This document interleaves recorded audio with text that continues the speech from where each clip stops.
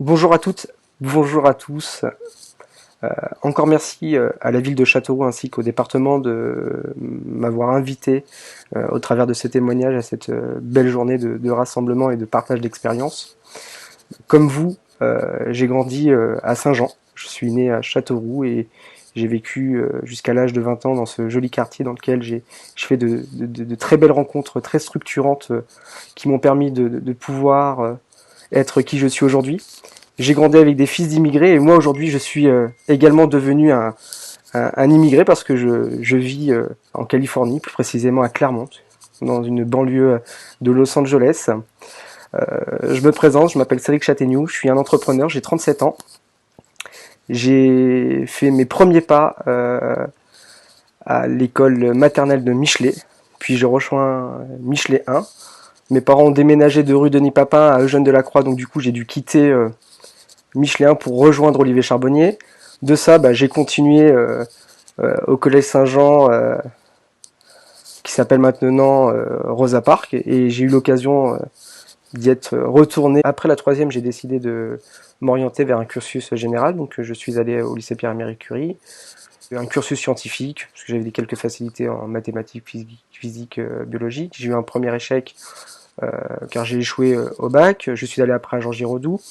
De ça, j'ai décidé d'aller sur Paris pour pouvoir intégrer une école privée multimédia. Et au passage, j'ai pu aller sur Paris grâce à un ami qui me tient cher, qui doit être aussi parmi vous, qui est aussi une réussite, qui s'appelle Yacine Bousla. C'est lui qui m'a permis de pouvoir accéder à cette école et de pouvoir rejoindre en contrat de professionnalisation une agence de communication, où là j'ai appris mon métier. À l'école, on m'a appris les bases de la programmation, de la communication, et j'ai pu exercer ce savoir en entreprise dans des cas réels, avec des premiers clients qui étaient le Crédit Immobilier de France, travailler pour Orange sur des problématiques environnementales avec la mise en place d'actions. Cette agence de communication s'est fait racheter. J'ai rejoint un gros groupe de communication, mais plus spécialisé dans l'événementiel. J'étais pas forcément attiré par ces médias, donc j'ai décidé de me séparer de cette agence de communication. Et là, j'ai pris le risque d'être un travailleur indépendant, de me mettre en freelance, de proposer mes services à d'autres entreprises. Donc j'ai fait ça pendant un an. Donc j'ai travaillé pour des agences de communication type TBWA, où j'ai travaillé pour des petites entreprises pour la mise en place de solutions d'extranet, pour les accompagner dans le développement commercial.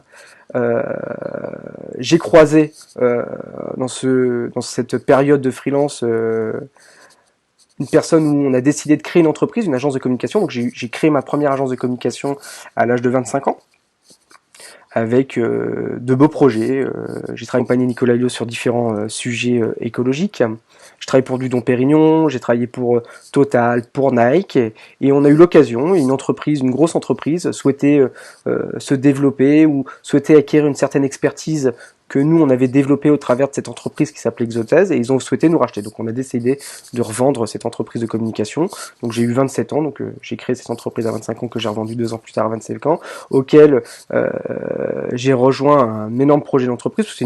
Donc j'ai intégré cette structure auquel j'ai développé une business unit spécialisée dans la santé qui avait pour objectif de mettre à disposition des programmes d'accompagnement, des programmes de coaching destinés à des personnes ayant des maladies chroniques.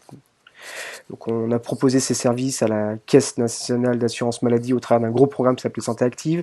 J'ai également été à la création du Figaro Santé parce que j'étais un des responsables opérationnels, j'étais en charge de la partie création. J'ai lancé d'autres projets avec d'autres laboratoires. Ayant vécu une première vie entrepreneuriat, ayant une première réussite, donc j'ai décidé de me relancer. Donc j'ai eu cette idée de création d'une nouvelle entreprise avec une nouvelle offre qui, j'espère, va révolutionner l'arrêt du tabac. Je pense que parmi vous, Badir Galaf est présent et est un des fondateurs et un des piliers de cette innovation qui va permettre aux gens d'arrêter de fumer, de pouvoir augmenter leurs chances. Donc cette société, elle s'appelle JIC. De toute façon, vous entendrez parler de nous parce que en ce moment, on a quelques discussions avec Monsieur Gilles Averroux et la mairie, la métropole pour pouvoir implanter le siège social et développer des actions permettant à l'ensemble des citoyens de bénéficier de cette technologie. Et aujourd'hui, je suis maintenant installé avec toute ma petite famille sur Los Angeles pour un moment donné pouvoir proposer à cette structure de se développer sur le marché américain.